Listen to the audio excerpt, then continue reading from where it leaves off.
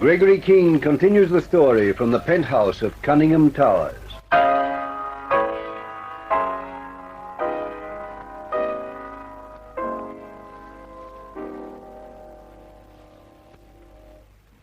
Tom Cutts is here. When I'd about given him up and resigned myself to pressing on single-handed, the chap showed up at Sherry Reed's apartment, and by Godfrey at the very instant when he was most in demand. He found a gunman waiting and had to be a bit harsh with him. This was about an hour ago. Then Sherry came on the scene, and I arrived shortly after. We had to face the fact that Huberman and his NightShade gang have traced us as far as the Newport boathouse. And we also had the problem of coping with Sherry's intruder. What was he? Just an ordinary burglar? Or was he bigger game, planted on the spot to wait for Sherry? Well, the problem solved itself very neatly. The phone went just now. I took the call. It was Huberman asking for Alexis. So our man's not such a problem. In fact, I don't think he's going to be a problem at all. Major, are you dead sure that was Felix Huberman on the phone? It was Huberman. If you could recognize his voice, what about him? He knows it wasn't Alexis. He hung up like a shot. It doesn't seem to matter where you go. The blighters are after you and Miss Reed, and no ruddy mistake. You got a gun, Cutts? Yes, sir. Aggie, the old reliable. And if you don't mind me saying so, sir, I wouldn't mind a chance to use her. You'll get it. Let's consider here and now. If the NightShade people show up, we'll be able to cope between us, so we can afford to spend some time on Alexis right here in the penthouse. All right with you, Sherry? Anything you say. But what are you actually going to do to him? We'll let Alexis decide that for us. Righto, Cutts, get that towel off his face and let's hear what he has to say for himself. If you have to knock him about, can I go somewhere else? You'd better go out on the terrace and watch for cars with long aerials sticking up at the back. Do I untie his hands too, Major? No. Now, there you are, matey. Come on. Sit up here in the chair and be sociable, like. That's right. Now, don't give any cheek and we'll get along fine. Right. My move, Cutts. So you're Alexis, eh? Who says so? Felix Huberman says so. Now listen, I'm going to read you a lecture. We have very little time and we want some information. We're not nice people and we've had practice. We'll get our information the hard way or the easy way. It's all up to you. My friend, you are frightening me to death. What's it going to be? I'm hard of hearing. I've suddenly become deaf. I cannot hear a word you say. You'll get your orders from Felix Huberman. What were they? Felix Huberman. Who is he? I don't think I've had the pleasure. Oh, I could take that grin off his dial so easy, Major. No, Cutts, I just had an idea. Old chap, I know how to pass the word along to Huberman himself. I already know a few things I shouldn't have found out. Suppose I tell Huberman I learned them from you. What can I do but shrug? This, Huberman? I've never heard of him till tonight, here. All right, let's put it another way. Suppose the NightShade ring heard that you talked. NightShade ring? Uh-huh. How deaf are you now? Believe me, I know nothing. Look up Huberman's number and Wait, ring it, wait. Cutts. What am I to you? Well, come along, fella. We won't give you all night. What were your orders, or do we go into our act on the phone? Suppose I tell you something. What then? We kick you out and that's that. Who are you? I'm asking the questions. Now, who sent you here and why? What were you supposed to do and how were you to do it? And what do you know about the NightShade ring? Someone's in Sherry Reed's apartment now, Carlotta, and it's not Alexis. The police? Possibly. Just wait a minute. Give me the phone.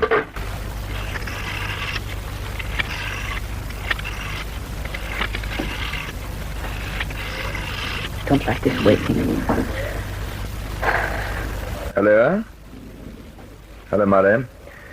This is Felix Huberman. I took a chance of finding you at home. Listen, old chap, will you be at Phillip Street in the morning? Oh, good show. I want half an hour with your fingerprint filed. I have to check on one or two new arrivals, yes. Good man, I'll see you about 10. Oh, just a minute, don't hang up. How are you going on that chap Rice? Has the Reed gold been any use to you? Mm-hmm. Yes. Yes, but of course, I'd have been inclined to put someone on her apartment, but you know your own job. Good hunting, anyway. Goodbye, boy. Well, It wasn't the police. then who? My guess is Keene. And if it was Keene who answered the phone just now, he could have recognized my voice. What are you going to do? Take Mike Gusick and join Stephen outside the Cunningham Towers. And if Keene has Alexis up there in the penthouse? Alexis doesn't know a thing. He doesn't even know me. But you have to risk it tonight. How right you are. Keene won't stay in the apartment. He can't possibly. Sooner or later, he has to leave. I know that, too. We'll have to do it in the street and then take our chances. Use a Smyther, the machine pistol. Make sure, Felix. There won't be another opportunity like this. We won't need another opportunity like this. There's only one way out of the Cunningham Towers, and we'll be waiting. If the girl comes out with Keene, Gusick can cut her down, too. We'll get rid of them both together. It's too bad. Much as I hate publicity, I don't see how we can avoid another shooting in the street. I'm very much afraid, Carlotta, we're going to be in the headlines again tomorrow morning. I tell you this true, every word of it. This man, Stephen, he come to me once before. For what? There was a fellow to be pushed around a little. They paid me £20. All right, get on with it. Your name really is Alexis, and you do odd jobs for Stephen. What next? Stephen showed me where to come. He gave me some keys. I was to wait for the girl here, Sherry Reed. When she come in, keep her quiet. Then signal Stephen by switching the lights off and on. Stephen was coming up then, and between us we were taking her down by the stairs, not the lift.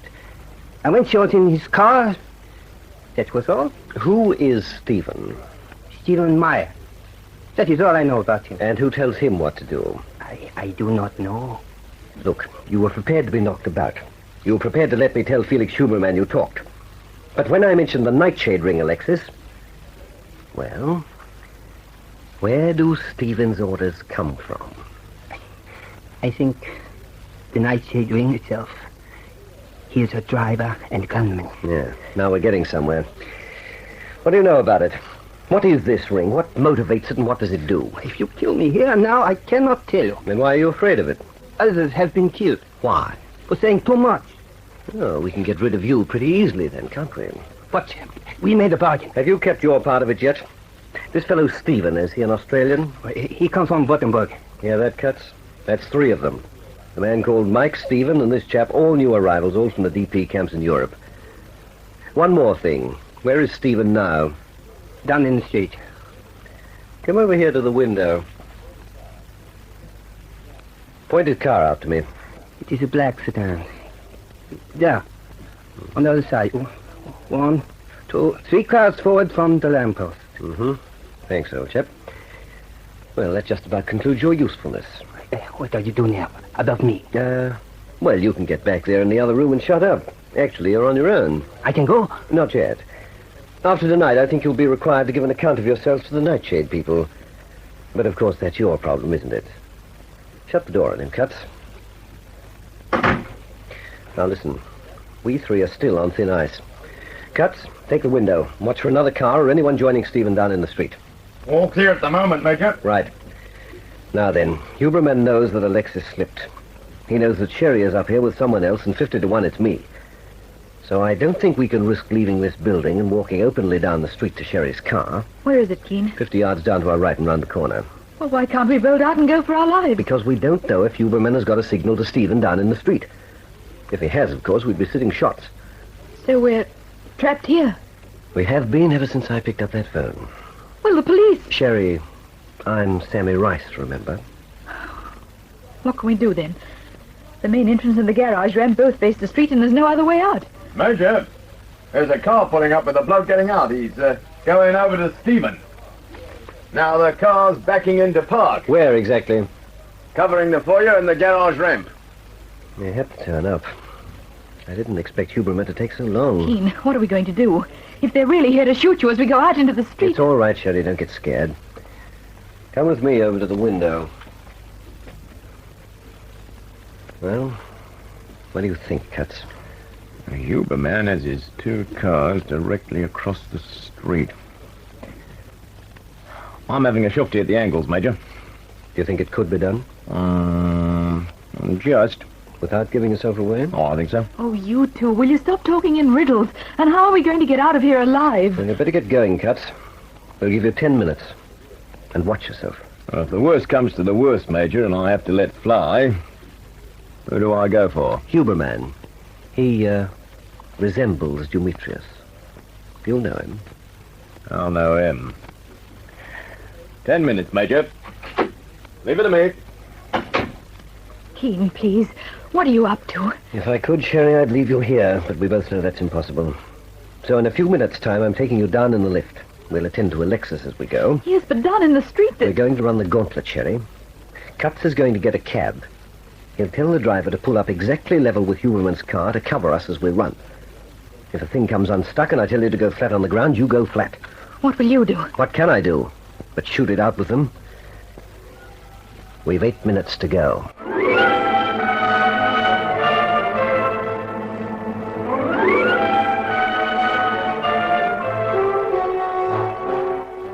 I can't leave her, and I can't stay here myself, so the risks are forced on us. It's like the old times. Once again, it's up to Sergeant Cutts. He's never dropped the ball before. It's going to be too bad if he fumbles it this time.